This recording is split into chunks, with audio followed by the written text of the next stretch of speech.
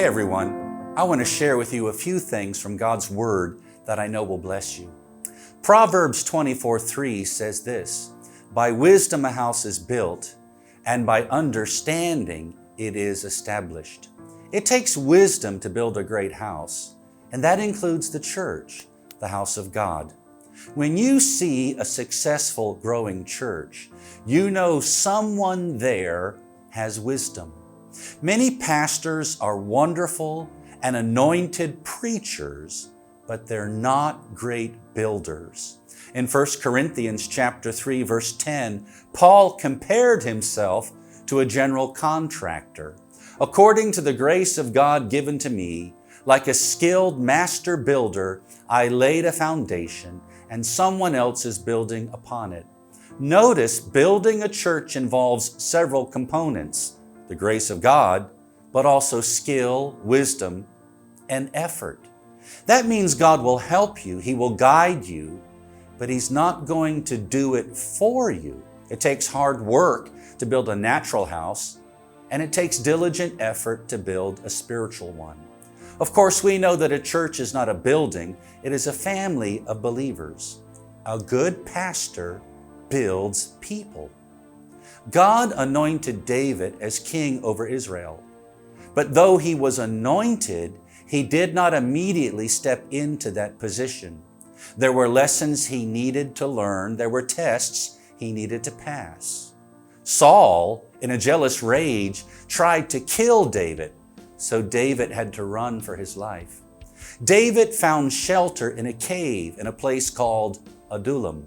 In 1 Samuel 22 and verse 2, it says, "And everyone who was in distress, and everyone who was in debt, and everyone who was bitter in soul gathered to him, and he became commander over them." The people who gathered around David were all losers in life. David could have complained to God, "Where are the rich people, those with talent, those with great personalities? Lord, can't you send those people to me?"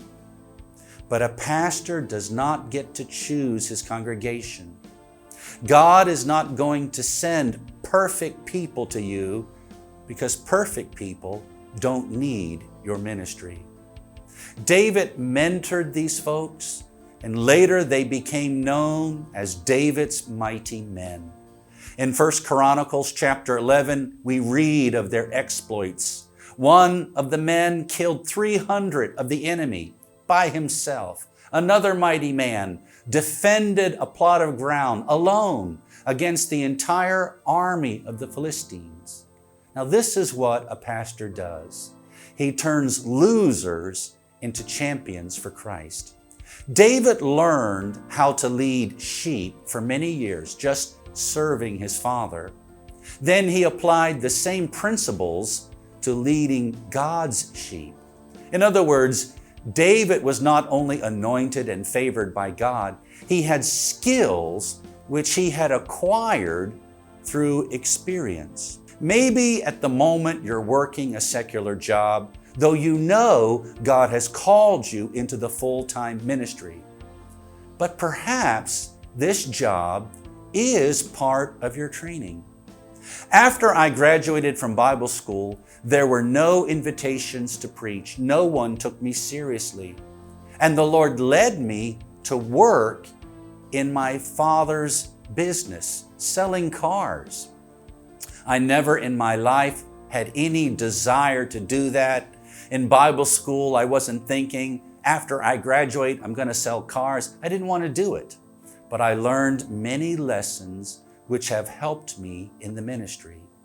I hated the thought of being a salesman, but when I was being trained, I was taught that sales is the ability to convert a person's will to act on his desires. They called customers converts. How interesting. And I learned how to deal with people in the public. I learned how to communicate more persuasively. Then later, I had a job managing a team of automobile mechanics in a garage.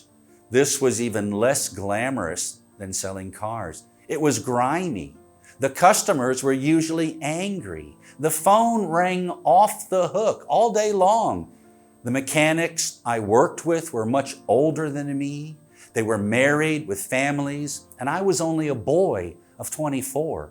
Some of the mechanics were intimidating, big and burly. It was a tough job, but I learned something about leading men.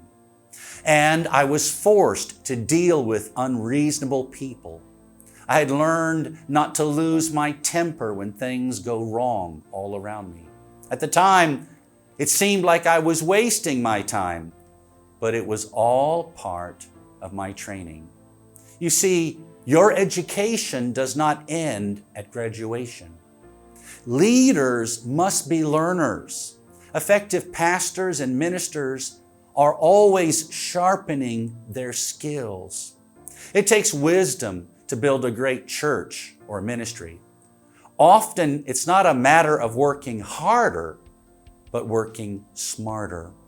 It's easy to think if you only had more money, then you would be successful. And while money is a necessity, I doubt that it is your greatest need. Perhaps really your greatest need is for more wisdom. I have often seen where a small change can make a big difference. For example, on Sundays, we have a few young people standing at the door holding signs that read "Welcome" and "We're glad you're here." That's an easy thing to do, but it helps a lot. It makes people feel more welcome. We have a better service. Many churches that I have visited have smelly bathrooms with bad odors and muddy floors. Just keeping the bathroom clean and fresh makes a big difference. People will want to come back. You see, one thing you need to understand is this: people are not as spiritual as we might hope. There are often natural things we can do to make our ministry more effective. It's easy to blame everything on the devil, and obviously he will try to stop you, but often the real problem is our own lack of common sense. I believe in prayer, but it takes more than prayer and fasting to have a happy home. It takes hard work and good judgment. Likewise, many pastors think if we can just pray until we have miracles, then this church will really take off. But maybe you don't need a miracle, you just need maturity. Many pastors say, "I don't understand why my church is struggling to grow." But I would remind you, Proverbs 24:3 says, "By understanding a house is established."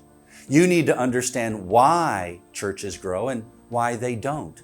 The good news is you can pray for wisdom and God will gladly give it to you. But the first step is to know that you need wisdom.